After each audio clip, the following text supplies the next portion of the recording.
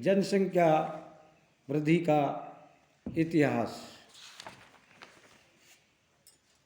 भारत प्राचीन काल से ही एक बड़ा जनसमूह रहा है, लेकिन प्राकृतिक आपदा, महामारी, संक्रमण, बीमारियों तथा युद्ध के कारण इसमें लंबे समय तक अधिक वृद्धि नहीं हुई।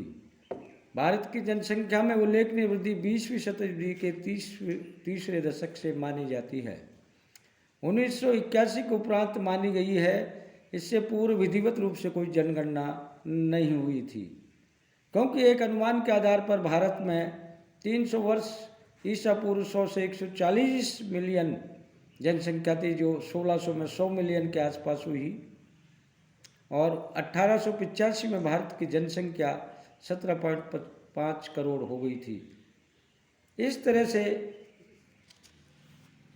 भारत की जनसंख्या में 19वीं शताब्दी के उत्तरार्ध में 1960 के बाद शांति एवं राजनीतिक स्थिरता के कारण निरंतर वृद्धि होती रही है। लेकिन इस वृद्धि को अगर देखा जाए तो भारत की जनसंख्या में उतार चढ़ाव देखने को मिला है।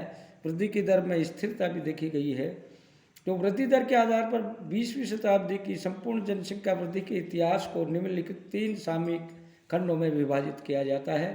पहली, स्थिर जनसंख्या, स्टेगनेंट पॉपुलेशन, धीमी गति से बढ़ती जनसंख्या, स्टेडी इंक्रीजिंग पॉपुलेशन, तीव्र गति से बढ़ती जनसंख्या, रैपिडली ग्रोइंग पॉपुलेशन।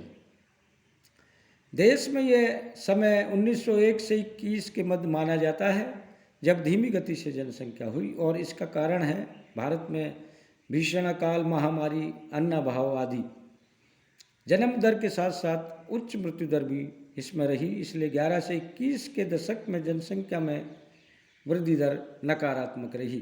धीमी गति से बढ़ती जनसंख्या सन 1921 से 51 के बीच में इस जनसंख्या को स्थिर वृद्धि दर भी कहा जाता है, क्योंकि भारत में इसका एक प्रमुख कारण है अकाल एवं महामारियों पर नियंत्रण होना और मृत्यु दर में कमी होना।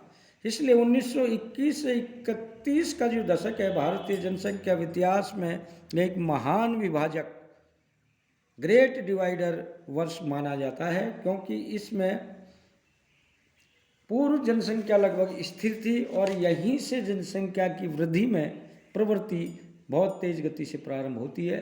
दूसरे दशक में मृत्यु दर 49,000 प्रति हजार थी, जो घट करके 5वें दशक तक 27,000 प्रति वर्ष हो गई। इसका कारण सिंचाई सुविधाओं का प्रचार प्रसार है। चिकित्सा सेवाओं पर, स्वास्थ्य सेवाओं में विशेष ध्यान दिया गया, इसमें वृद्धि हुई। तीव्र गति से बढ़ती जो जनसंख्या है, ये अवधि 1951 से 81 के मध्य मानी गई, और इस दौरान जनसंख्या में अत्यधिक तीव्र गति से वृद्धि हुई, जिसका प्रमुख कारण मृत्यु दर का निरंतर घटते रहना और जन्म दर का लगभग स्थिर माना जाना रहा है। इस अवधि में भारत की लगभग जनसंख्या दुगनी हो गई।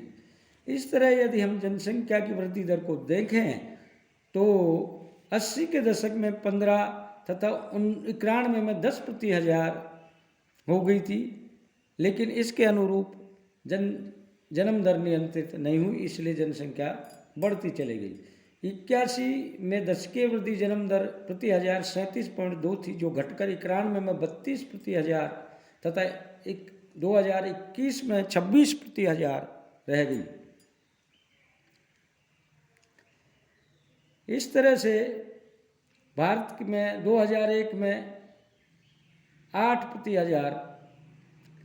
तो कहने का तात्पर्य है कि भारत में जो मूलभूत सुविधाओं का विकास हुआ, इससे जन्म दर में जो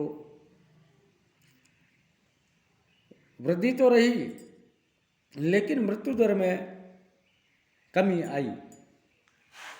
तो बढ़ती जनसंख्या के विगत यदि 5 दशकों के परिणामों को देखा जाए तो विभिन्न समस्याएं भी सामने आई।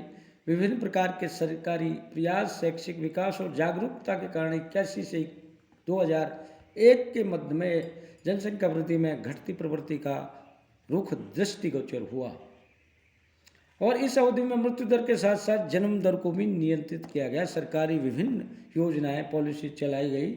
2001 की जनगणना से स्पष्ट हो गया कि भारत जननांकीय संक्रमण, डेमोग्राफिक ट्रांजिशन की चतुर्थ अवस्था की ओर अग्रसर हो रहा है।